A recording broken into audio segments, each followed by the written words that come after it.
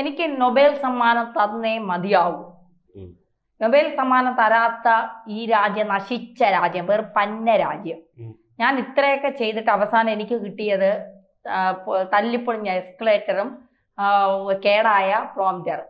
എന്താണ് ഇതുകൊണ്ട് ട്രംപ് ഉദ്ദേശിക്കുന്നത്? മൊത്തം രാജ്യങ്ങളെ ശപിച്ചങ്ങ് പുറത്തെ ശപിക്കുകയാണ്. ശപിക്കുക മാത്രമല്ല, കരഞ്ഞു മെഴുകി എന്നുള്ളൊരിതാണ്. അതായത് ഇപ്പൊ നാണം കെട്ടത് നെതന്യാഹുവാണ്. അതായത് ഒന്ന് ആലോചിച്ച് നോക്ക്, ചേച്ചി എന്നെ ഒരു സ്ഥലത്ത് ഒരാൾ അടിക്കാനെന്നും പറഞ്ഞ് എന്നെ വിളിച്ചോണ്ട് പോകുന്നു. ഒരു ആണത്തനല്ലേ, കണ്ണും തടിയുള്ളവരല്ലേ പറഞ്ഞ് വിളിച്ചോണ്ട് പോകുന്നു. ഞാൻ അവിടെ കിടന്ന് കരഞ്ഞ് മെഴുകിയാൽ ചേച്ചിക്ക് ഉണ്ടാകുന്ന നാണക്കെടുത്തോളായിരിക്കുന്നത്. അതാണ് നെതന്യാഹുവിന് ഇപ്പൊ തോന്നുന്ന. അതായത് നെതന്യാഹുവിന്റെ വലിയേട്ടനാണല്ലോ, ഇസ്രായേലിന്റെ വലിയേട്ടനാണല്ലോ അമേരിക്ക. അപ്പൊ അമേരിക്കൻ പ്രസിഡന്റ് വന്നിരുന്നത് ഇതുപോലെ പെരുമാറുന്നത് കണ്ട് നെതന്യാഹു വല്ലാതെ പുകഞ്ഞിരിക്കുകയാണ് ഇത് കണ്ടിട്ട്.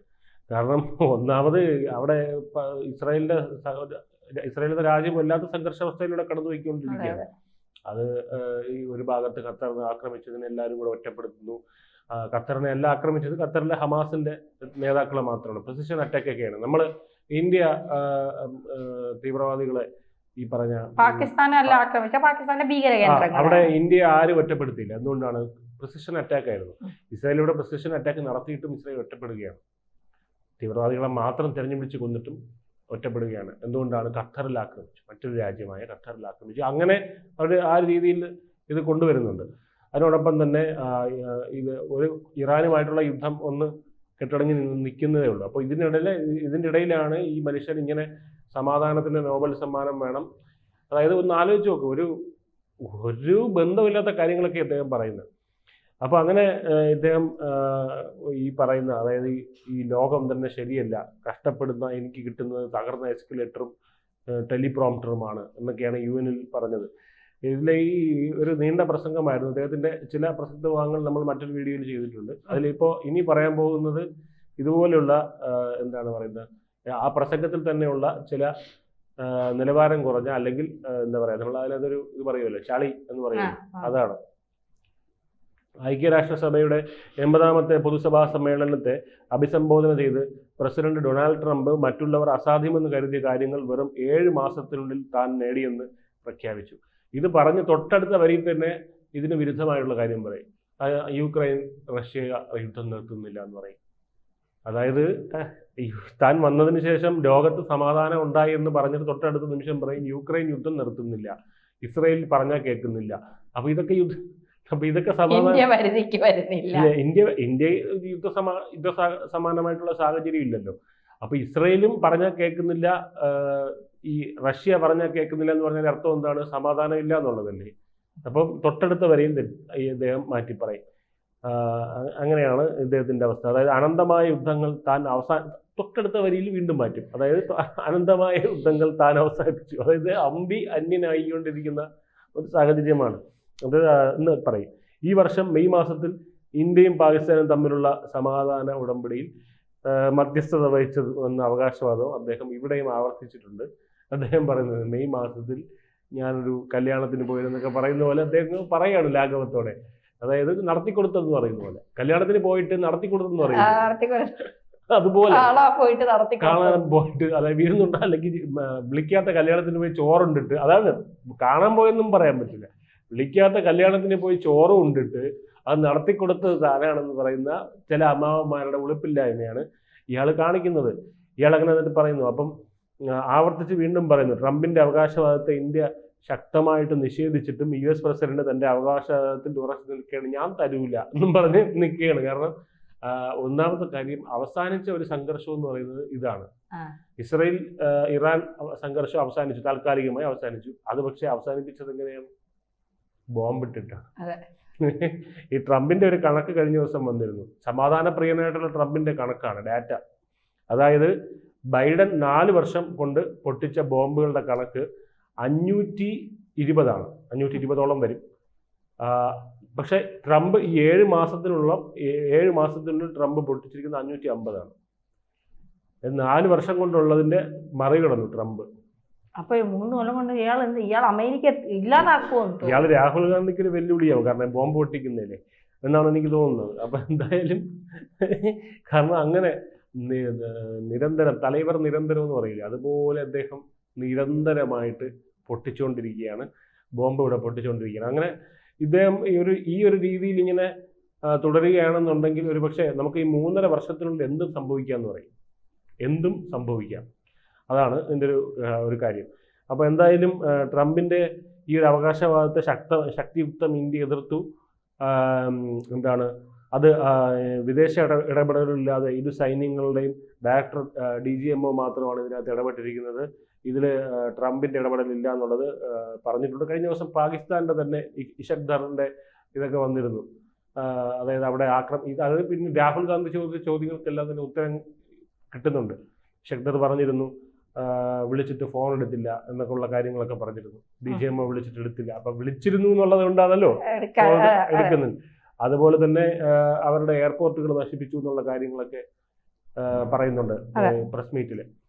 കംബോഡിയയും തായ്ലൻഡും സെർബിയയും കോങ്കോയും റുവാണ്ടയും പാകിസ്ഥാനും ഇന്ത്യയും കംബോഡിയയും തായ്ലൻഡും നടത്തിയ യുദ്ധങ്ങളാണ്.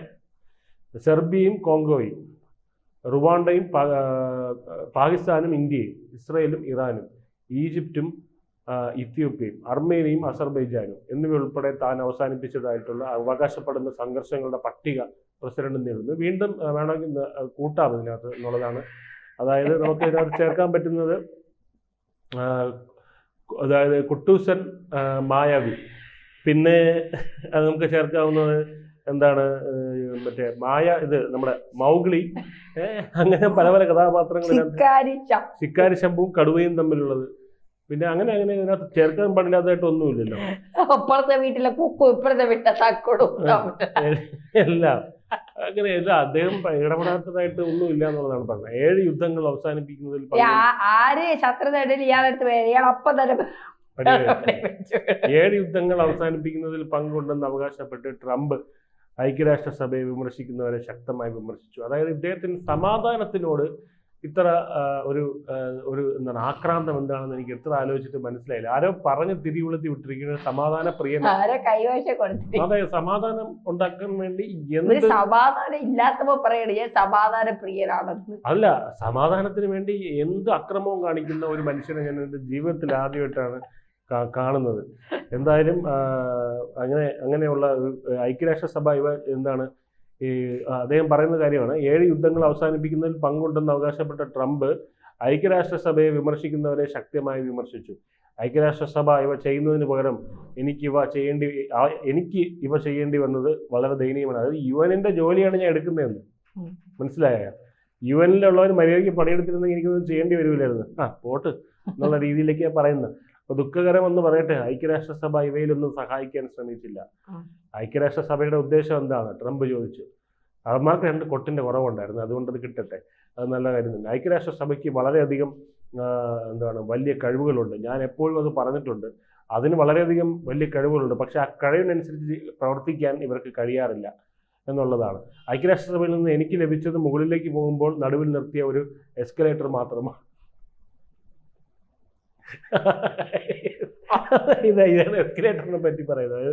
ഐക്യരാഷ്ട്രസഭയിൽ നിന്ന് എനിക്ക് ലഭിച്ചത് മുകളിലേക്ക് പോകുമ്പോൾ മുകളിലേക്ക് എന്ന് പറഞ്ഞാൽ മുകളിലേക്ക് പോകുമ്പോൾ നടുവിൽ നിന്ന് പോകുന്ന ഒരു എസ്കലേറ്റർ ആണെന്ന്, ബാക്കി നടന്നു പോകണം.